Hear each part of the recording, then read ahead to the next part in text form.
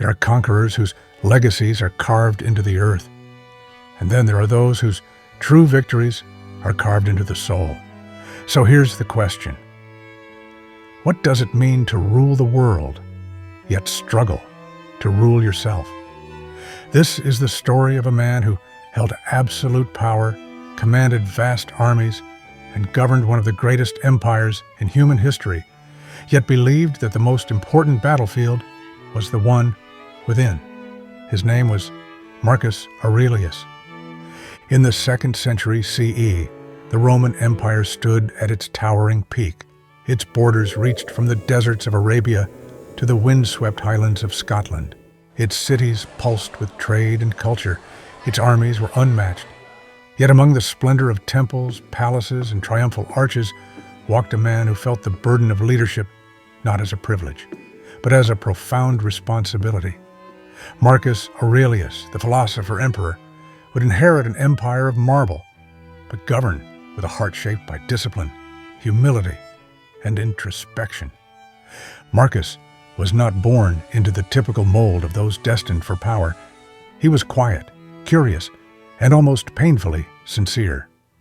Raised in an aristocratic family, he was chosen early by Emperor Hadrian, who saw in the boy something rare, a mind built for reason, a nature inclined toward virtue. Marcus was trained not for conquest, but for character. He devoured philosophy, embraced teachers of every persuasion, and sought wisdom wherever it could be found.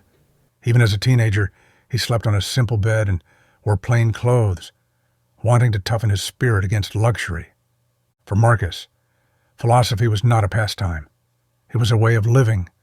He was drawn to the Stoics, whose teachings centered on self-mastery, resilience, and the acceptance of fate. Their message resonated deeply with him, that the only true power a person can hold is mastery over their own mind. Long before he wore the purple cloak of the emperor, Marcus Aurelius was already shaping himself into something extraordinary. When Emperor Antoninus Pius adopted Marcus and made him heir to the throne, the young philosopher found himself standing on the brink of destiny. He would soon inherit not just a crown, but the hopes and anxieties of an empire of millions. At age 40, Marcus Aurelius ascended as Emperor of Rome, and almost immediately the world around him began to crack. The Danube frontier erupted in violence as Germanic tribes pressed against Rome's borders. In the east, a powerful enemy, the Parthian Empire, challenged Rome's dominance. And within the cities, a devastating plague swept through every province, killing thousands by the day. Marcus dreamed of a peaceful, reflective reign, but fate demanded a warrior. And so the philosopher took up the sword. We imagine emperors commanding from marble halls, yet Marcus spent much of his reign in muddy military camps, surrounded by the smoke of fires and the cries of soldiers. The man who once studied ethics beneath porticos now wrote his most intimate thoughts on campaign, shivering in winter tents along the freezing Danube.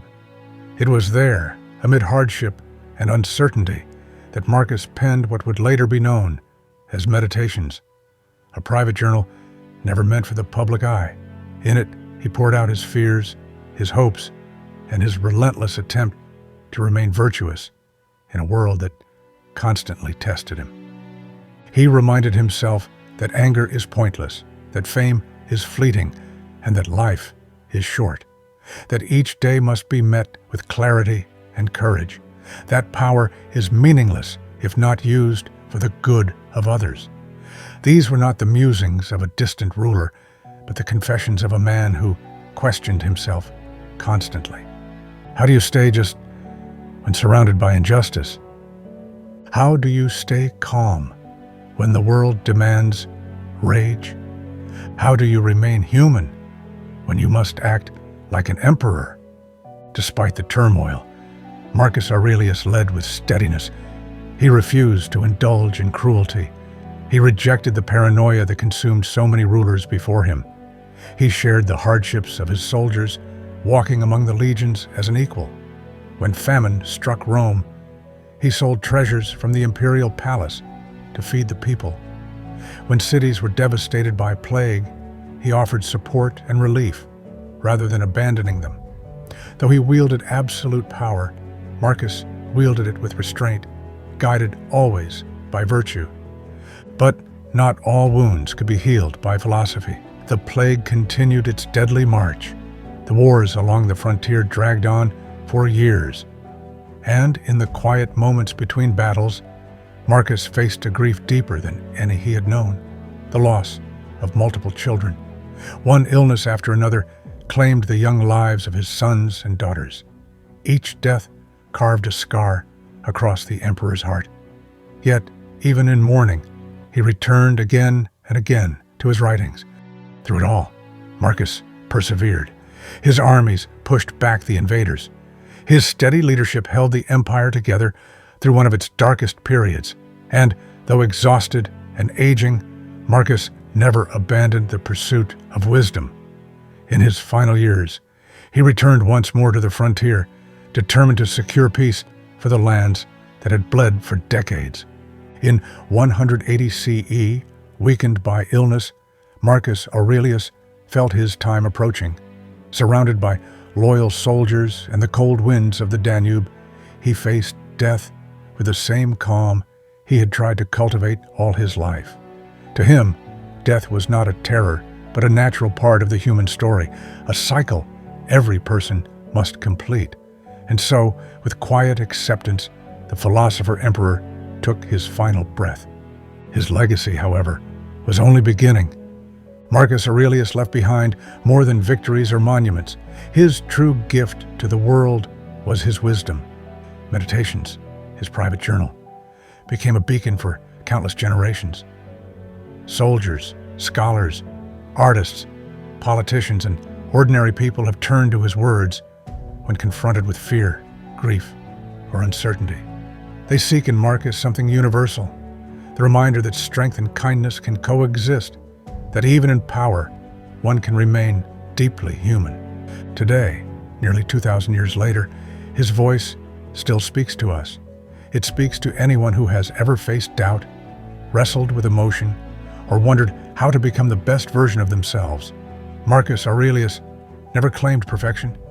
He simply tried every single day to live with purpose, and perhaps that is why his legacy endures.